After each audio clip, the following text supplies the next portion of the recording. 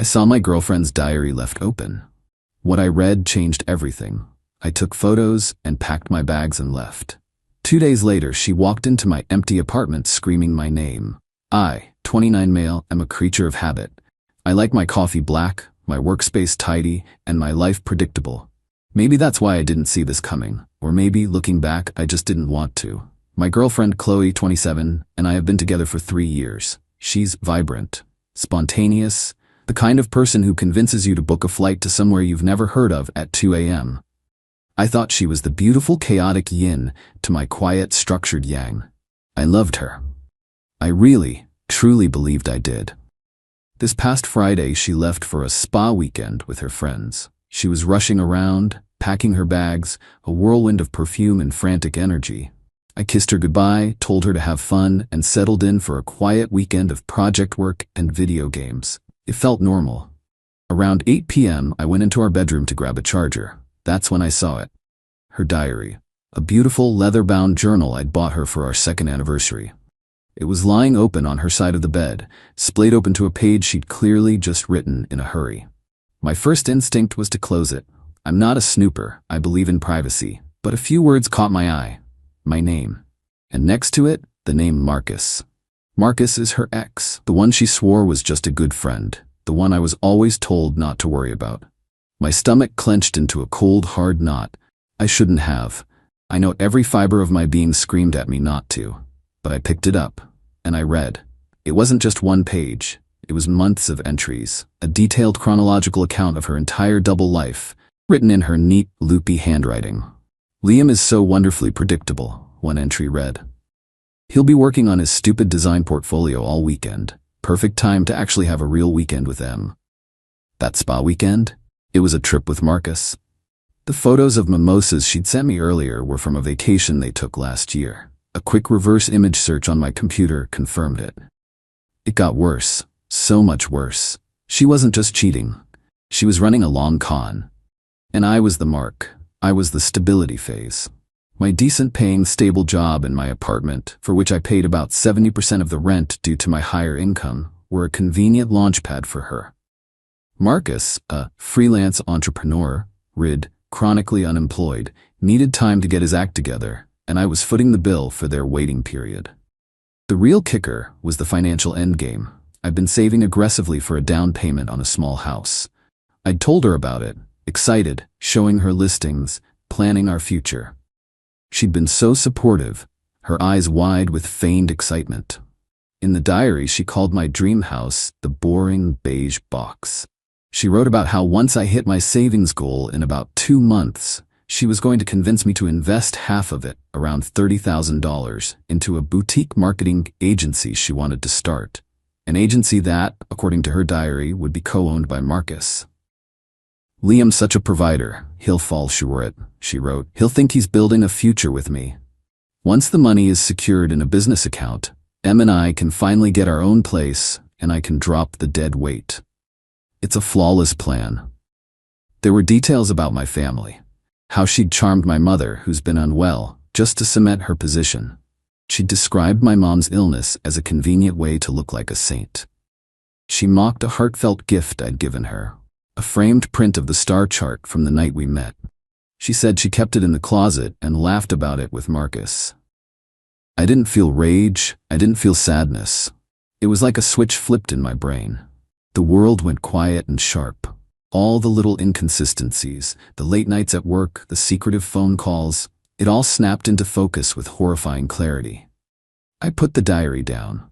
I took out my phone, and with steady hands I took clear, high-resolution photos of every single page from the last 6 months. I made sure the dates were visible.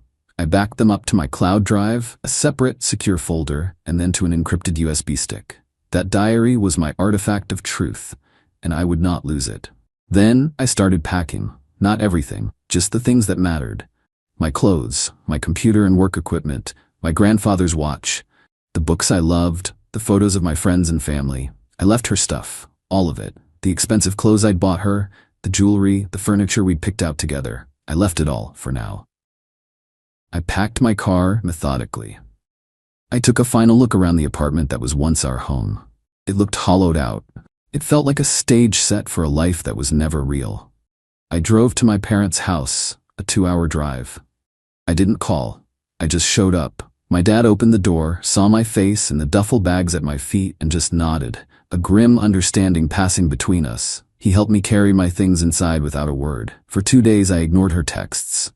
The cute, miss you messages, the recycled photos of cocktails. Then came the "Are you okay? You're being quiet" texts. Then the slightly annoyed, "Liam, answer your phone." This morning, the panicked calls started. I let them go to voicemail. And then, about an hour ago, my old next-door neighbor, a kind old lady named Carol, texted me. "Young man, there is a woman screaming your name in the hallway outside your old apartment. Is everything all right?" I know Chloe. She wouldn't have used her own key. She would have expected me to be there, waiting for her like a lost puppy. Finding the apartment half empty, finding me gone without a trace, would have broken her script. My phone is blowing up with calls from her mom, her friends. I haven't answered. I'm just sitting here, drinking a cup of my dad's too strong coffee and getting ready for the next act. Because I know it's coming, and I'm ready. Update 1. The storm has made landfall. Thank you for all the support and advice. It's grounding to know I'm not overreacting. The screaming in the hallway was just the overture. After realizing I wasn't there, Chloe used her tea. The sight of my half of the apartment being gone, my office stripped bare, apparently sent her into a full-blown meltdown. I finally answered her call last Tuesday. I had to set the first boundary. "Liam, where are you? What the hell is going on? Half the stuff is gone. My TV is gone." I noted she mentioned her TV, the one I paid for with my last bonus. The receipt is in my email. I kept my voice calm, level. "I moved out, Chloe." "Moved out? What are you talking about? You can't just move out. We live here. You were supposed to pick me up from the station." The sheer, undiluted entitlement was breathtaking. Not, "What's wrong?" but, "You have disrupted my schedule." "I read your diary," I said into the silence. It was like flipping a switch. The frantic anger vanished, replaced by a cold, sharp fury. "You went through my private things? That is a complete violation of my privacy, Liam. I can't believe you would do that. And I can't believe you were planning to defraud me of $30,000 and run off with Marcus," I replied, matching her cold tone. "I guess we both have our disappointments." The line went quiet for a full 10 seconds. Then came the gaslighting. It was a masterclass. She claimed I was twisting her words, that the diary was just fantasy, a way to process her feelings. She said Marcus was just a friend supporting her business dream, and I was being insecure and controlling. I just said, "I have photos of every page, Chloe, every single word." That's when her mom got on the phone. Apparently, the phone was on speaker. Mrs. Davison didn't yell. She used that disappointed, condescending tone that's always made my skin crawl. "Liam, this is incredibly immature," she said. "Whatever is in there, you need to be a man, come back, and talk it through." I was done. "There's nothing to talk through," I said. This is where I laid out the first real consequence. "I spoke to the property manager this morning. I've given my official 30-day notice to vacate, as per our lease agreement. Since you are also on the lease, you have 2 options. Either you re-qualify for the apartment on your own income, or you also give notice and we are both out by the end of next month. Your choice." Chloe came back on the line, screaming, "You can't do that. I can't afford this place myself." "That sounds like a you problem, not a me problem," I said calmly. "Which brings me to your things." "What about my things?" she snapped. "Our lease is paid until the end of the month. I still have legal access to the apartment. Yesterday, while you were at work, I hired a moving company. All of your belongings, your clothes, your furniture, everything, have been carefully packed and moved into a 10 by 15 climate-controlled storage unit. A very nice one." The silence was profound. I could almost hear the gears in her head grinding, trying to process this deviation from her plan. "You did what?" "I'll send you the address and the key," I continued. "Just as soon as you pay me back for your share of the last 3 months' rent and utilities you forgot to pay, plus the cost of the movers and the first month of storage. It comes to $3,121.58. I'll text you a formal, itemized invoice. Once the money is in my account, the key is all yours." The sputtering began. She accused me of theft, of holding her property hostage. I just replied, "It's not theft, Chloe. It's collateral. You'll get your things back when you settle your debts. I hung up. The smear campaign started the next day, of course. Vague social media posts about escaping a controlling relationship. Marcus chiming in with supportive comments. It stung, I won't lie. For a moment, I wanted to burn it all down and post the diary pages. But that's not the plan. The plan is a slow, methodical dismantling. They think this is a messy breakup. They don't understand this is an audit. Update 2. The pressure is building, and their tactics are getting more desperate. First, the storage unit. Chloe and her mother did exactly what I thought they would. They went to the facility and made a scene, demanding access. The manager, a guy named Dave, called me as they were standing there. I could hear her mother in the background saying, "He stole her property." I calmly explained to Dave, "The unit is in my name and paid for by me. The contents are part of a civil dispute over a significant unpaid debt. Ms. Davison can have full access as soon as she settles that debt, or she can obtain a court order." Dave, who deals with messy situations for a living, was unmoved by their drama. He told them exactly that. "Ma'am, this is a civil matter. The contract is with Mr. Kent. I cannot grant you access without his written permission or a court order. If you continue to cause a disturbance, I will have to ask you to leave the premises." They left, but not before Chloe screamed that she was calling her lawyer. And she did. Her father hired one. I received a letter full of bluster and legal jargon, accusing me of unlawful seizure of property and infliction of emotional distress. It demanded the immediate return of her belongings and a payment of $5,000, or they would see me in court. They were trying to bully me, expecting me to fold. This was the push I needed to initiate Act 2. This was never about the furniture or the social media slander. It was always about the $30,000. In her diary, Chloe had named their target investor, Mr. Alistair Finch, a semi-retired old money angel investor known for his shrewdness and obsession with personal integrity. My first email to his firm was a soft touch, a carefully worded professional courtesy. I received a generic, 2-line reply from an assistant thanking me for my correspondence. It was a polite dismissal. They likely get emails from cranks all the time. They were counting on that.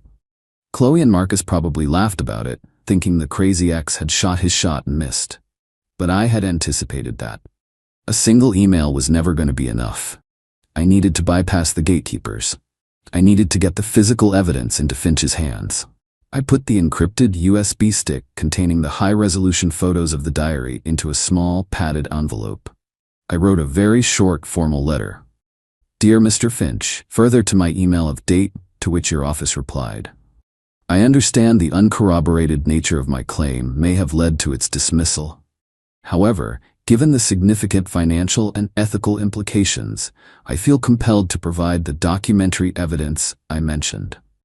The enclosed drive contains photographs of the primary source documents outlining the fraudulent intent behind the business proposal presented to you by Chloe Davison and Marcus Thorne. I trust your discretion in this sensitive matter. This will be the last you hear from me. Sincerely, Liam Kent." I didn't send it to his office. I paid for a professional courier service, the kind that guarantees direct, person-to-person delivery to the named recipient. It was expensive, but it was a crucial part of the plan. I sent it directly to Mr. Finch's private residence, the address of which I found through public property records. It was an aggressive, risky move, but their lawyer's letter told me they were playing hardball. So would I. The package was delivered 2 days ago. The courier sent me a confirmation receipt with a signature. Now I wait. Final update. It's over. The entire house of cards didn't just fall, it was swept away by a hurricane of its own making. The courier package to Mr. Finch worked. A man like that doesn't get to where he is by ignoring a direct, documented warning delivered to his front door. The fallout was not immediate, but it was total. About 2 weeks after I sent the package, a friend who works in finance heard rumblings. Mr. Finch hadn't just pulled his funding, he had quietly flagged Marcus and Chloe in his network. He didn't spread gossip. He simply let it be known that a recent due diligence process on their proposal had revealed significant ethical and financial irregularities that made them an untenable investment risk. In that world, that's a death sentence. The dream was dead. The explosive breakup was inevitable. With no money on the horizon, Marcus saw Chloe not as his partner, but as the source of his failure. He was gone within a week, leaving her to deal with the wreckage. Which brought her to the next problem, the apartment. With me gone and the landlord holding firm, she couldn't afford the rent. She was served an eviction notice. This, I believe, is what finally broke through her parents' protective shell. It was no longer an abstract problem, it was a real, logistical, and financial crisis. 2 weeks ago, a cashier's check for exactly $3,121.58 appeared in my parents' mailbox. The return address was Chloe's parents' house. No note. I deposited the check, and once it cleared, I drove to the storage facility, dropped the key into an envelope, and mailed it to her parents' address. No note from me either. It was a transaction. Case closed. Then last week, the final bookend. Chloe's father called me. I expected anger, but his voice was just tired. He told me Chloe was moving back home. He said the lawyer was a stupid mistake made in anger. Then he asked, "Mr. Kent, Liam, my daughter is a mess and I'm out a considerable money between her debts and this eviction. I need to know, was any of it real?" I didn't gloat, I just told him the truth. I walked him through the diary, the plan to take my savings, the mockery of my family. I ended by saying, "All I did, sir, was refuse to be their business's first victim." Everything that happened after that was the result of their own choices hitting the light of day. There was a long pause. He sighed, a heavy, weary sound. "She burned the diary, said you made it all up. But a man doesn't hire movers and couriers over a simple misunderstanding. Thank you for your honesty." And he hung up. I saw Chloe once, from a distance, a few days ago. I was in a coffee shop downtown. She walked past the window. She looked diminished. The vibrant, spontaneous energy that had once captivated me was gone. She was just a person staring at her phone, her shoulders slumped, looking tired and angry at the world. Our eyes didn't meet. I felt a brief, strange pang of something. Not pity, not regret. Maybe just the sad acknowledgement of a past that was a complete fabrication. The closing of a book I should never have opened. As for me, I'm good. The boring beige box I was saving for is now my home. I closed on it last month. It's small, it's mine, and it's filled with my things. My stupid design portfolio landed me a promotion with a nice raise. I've reconnected with friends. I spend weekends with my family. My mom is doing better, and she told me last week, "I never trusted her smile, honey. It never reached her eyes." Mothers always know. The other day, I was unpacking a box and found that framed star chart I had made for Chloe. I almost threw it out, but instead, I took out the print and replaced it with a new one. A simple, clean design with a quote. "The truth will set you free, but first it will piss you off." I hung it in my new hallway. It's the first thing I see when I come home. A reminder that my predictable, structured life is also honest. It's real. And after 3 years living in a beautifully constructed lie, real feels pretty damn good. My fiancée texted her friends, "He's a placeholder until I find someone worthy." I saw it. I said nothing. Then I let her plan the entire $120K wedding before canceling the venue payment 48 hours before. Her frantic call to 300 guests explaining why there's no wedding. Original post: I, 31 male, discovered the text 3 months before our wedding. Victoria, 29, left her phone on the coffee table while showering. It buzzed. Her friend group chat preview showed on screen. "Girl, you're hilarious. Poor Derek has no idea." Normally I'd never look, but something about poor Derek made my stomach drop. I picked up the phone. Face ID didn't work, obviously, but the preview showed enough. Scrolled through notifications from the group chat, Queens only. Victoria. "Honestly, Derek's sweet, but let's be real. He's a placeholder till I find someone on my level. His family's money helps though. Wedding of my dreams on daddy-in-law's dime." Victoria, already talking to this entrepreneur Matthias. Now that's husband material. Her friends ate it up. Laughing emojis, savage queen comments, advice on keeping me around till she upgrades. I set the phone down exactly as I found it. Went to the kitchen, made dinner like normal. She came out, kissed my cheek, gushed about wedding prep. I smiled, nodded, played along. See, Victoria didn't know something crucial. While my dad was funding the wedding, his gift to us, everything went through me first. Every vendor contract, every payment. Dad transferred the money to my account. I handled the actual transactions. Victoria just picked what she wanted. I made it happen. The wedding was set for September 15th. Today is September 13th.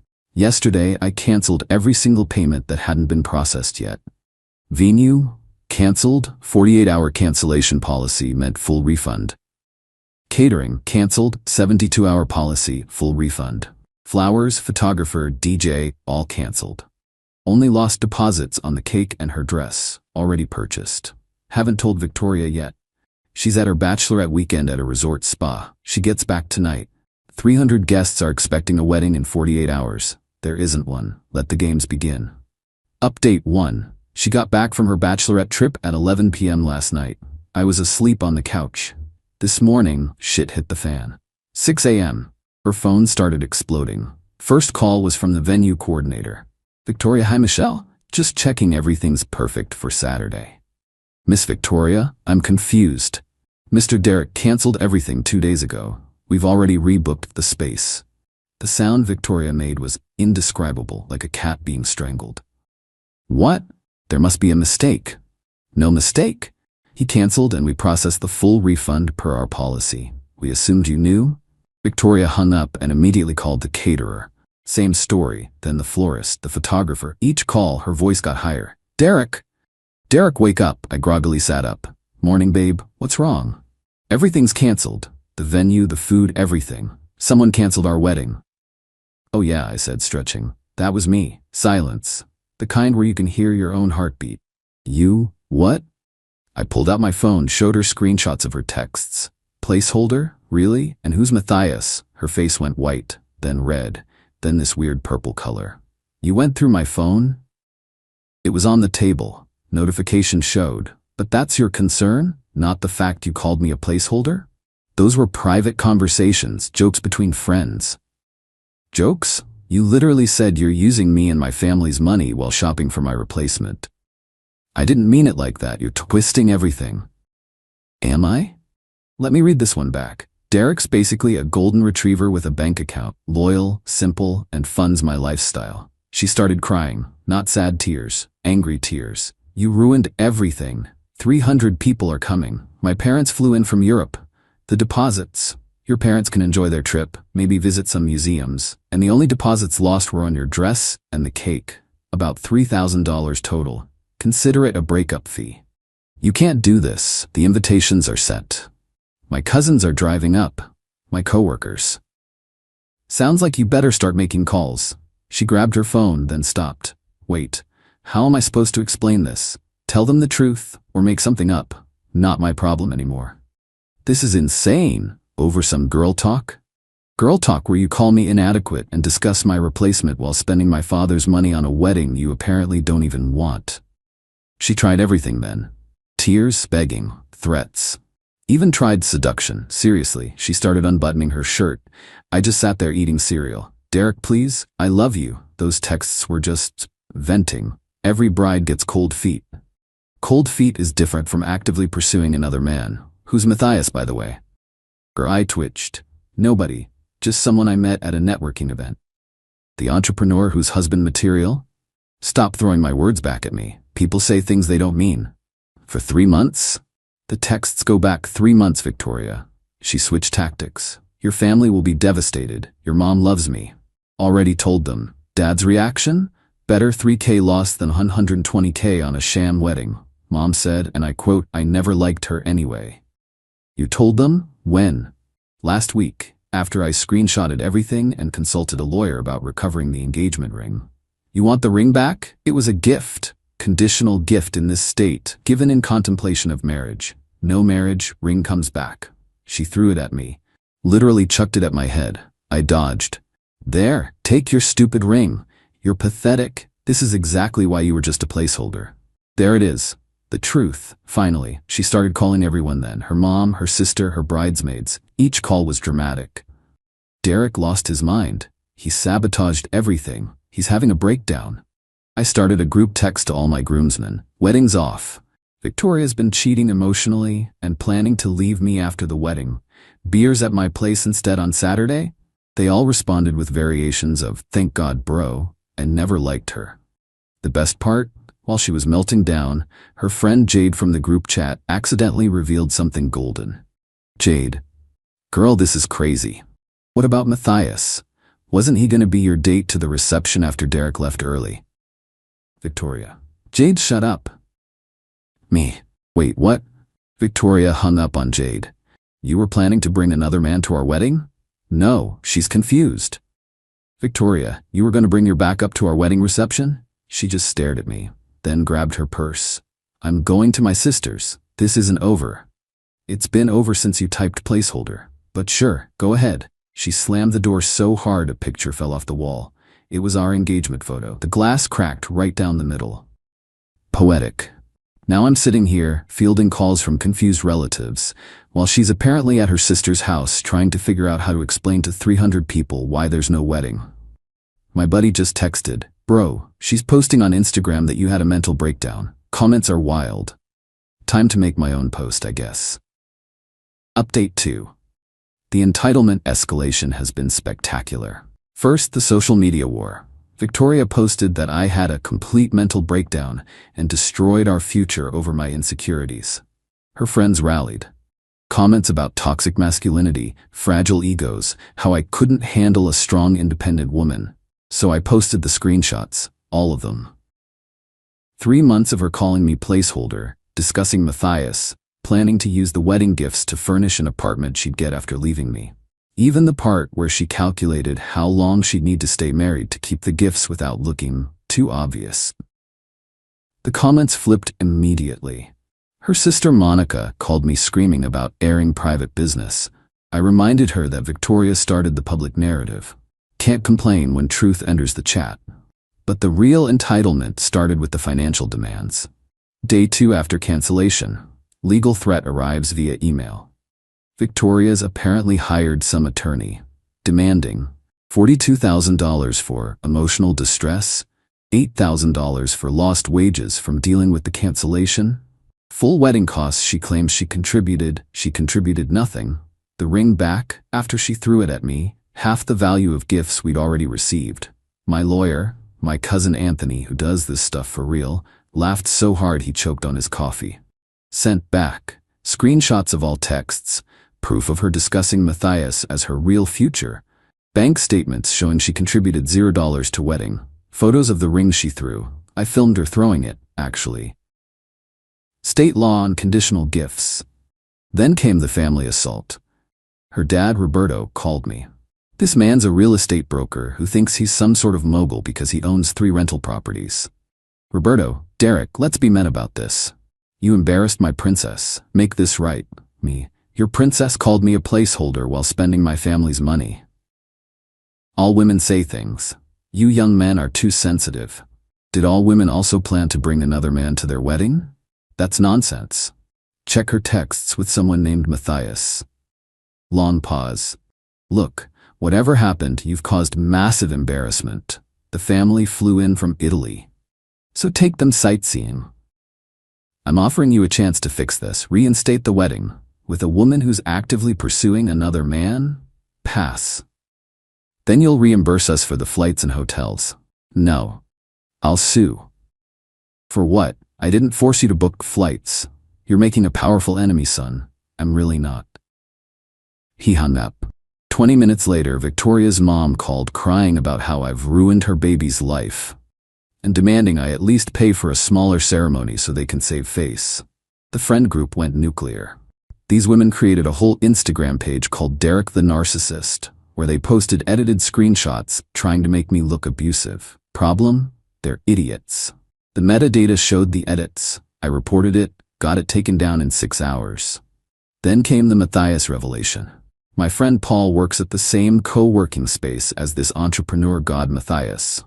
Turns out, he's married. His company is a failed crypto startup.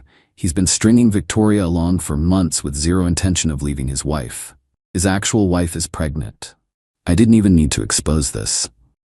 Victoria found out herself when she ran to him for comfort, and his wife answered his phone. The meltdown texts were incredible. You ruined my life. Matthias was married. This is your fault. If you hadn't canceled the wedding, I wouldn't have needed him. You're evil. I'm gonna be alone forever. My parents hate me now. I responded once. You should have thought about that before calling me a placeholder. Then the real dirty tricks started. She called my employer claiming I was mentally unstable and having a breakdown. Fortunately, my boss knows me well. I showed him everything. He actually said, "Dodged a bullet, man." She tried to break into my apartment while I was at work. Building security caught her. She told them she lived there. She didn't, never officially moved in. They called me. I said I didn't know her. She got banned from the building. She contacted my ex from college via Facebook, trying to get dirt on me. My ex sent me the screenshots and said, "This girl's psycho. You okay?" We actually had a good laugh about it. The peak entitlement came yesterday. Wedding day. I'm at home with my boys. We're playing poker, drinking beer, having a great time. Doorbell rings at 2 p.m. It's Victoria in her wedding dress, full makeup, holding a bouquet. What the hell? "Derek, it's our wedding day. I'm here. Let's go get married." Are you insane? I know you're hurt, but this is bigger than us. 300 people are expecting a wedding. Victoria, there's no venue. We can go to City Hall. No. You owe me this. I'm standing here in my dress. I'm humiliated. You humiliated yourself when you called me a placeholder. Stop saying that word. She literally stamped her foot, in a wedding dress, on my doorstep. Victoria, go home. Not until you marry me. You can divorce me tomorrow, but I need to get married today. Why? Long pause. Then she breaks down. I told everyone at work I was getting married. They threw me a huge party, gave me gifts. If I don't get married, I have to return everything and explain why. The entitlement. She wanted to marry me just to save face at work, with full intention of immediate divorce. No, I'll sign a prenup. I'll sign anything. Victoria, you need to leave. I'm not moving until you agree. I closed the door. She sat on my doorstep in her wedding dress for 3 hours. My neighbors took pictures. Someone called the cops thinking she was having a mental episode. When they asked her to leave, she told them I was holding her belongings hostage. The cops knocked. I showed them she'd never lived here, had no belongings here, and was my ex who wouldn't leave. They made her go. But not before she screamed, "You'll regret this. No one will ever love you like I did."